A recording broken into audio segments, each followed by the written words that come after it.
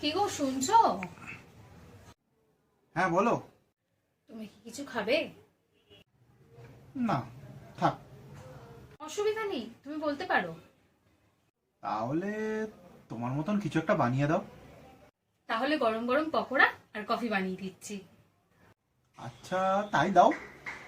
আচ্ছা। এক গ্লাস জল দিও না। আমি কি তোমার চাকর? নিজে নিয়ে খেতে পারো না? এক গ্লাস জলই তো চাইলাম। ওরে আমার ব্যারিস্টারের রে, জলটাও হাতে ধরে দিতে হবে? খেতে হলে খাও, না হলে যাও। আচ্ছা, তুমি তো সারাদিন খুব পরিশ্রম করো, তোমার পা দুটো টিপে দেবো? না, ঠিক আছে। তোমার যদি অসুবিধা না থাকে, আমার কিন্তু অসুবিধা নেই। ঠিক আছে, দাও তাহলে। এরকম বউ পাওয়া ভাগ্যের ব্যাপার, কজন আর পায়। উফ, সারাদিন যা খাটনি, গোটা শরীর ব্যথা হয়ে গেল।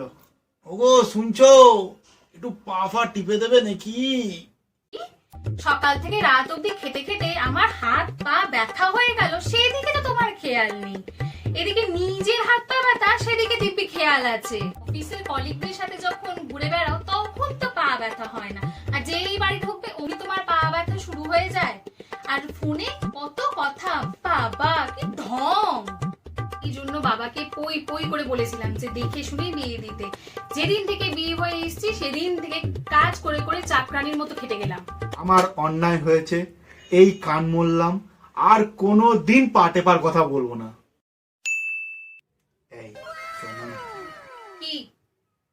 এইদিকে একটু ঘোরো না। আজকে তোমাকে দারুণ লাগছে। তার মানে আমাকে কোনোদিন ভালো লাগেনি? আমাকে ভালো লাগবে কেন এখন? আমি তো অনেক পুরনো হয়ে গেছি না? রোজ অফিসে যে ওভার টাইম করো, কি ভাবছো আমি কি বুঝি না? যেদিন ওই অফিসের কলিগকে পাবো না, ঝেড়ে দিয়ে ঝেড়ে দেবো। দেখলেন তো কি অশান্তি, ভালোভাবে কথা বললেও রেগে চলে গেল। এই জন্য বলি কোনো দিন বিয়ে করবেন না, বিয়ে করলেই অশান্তি।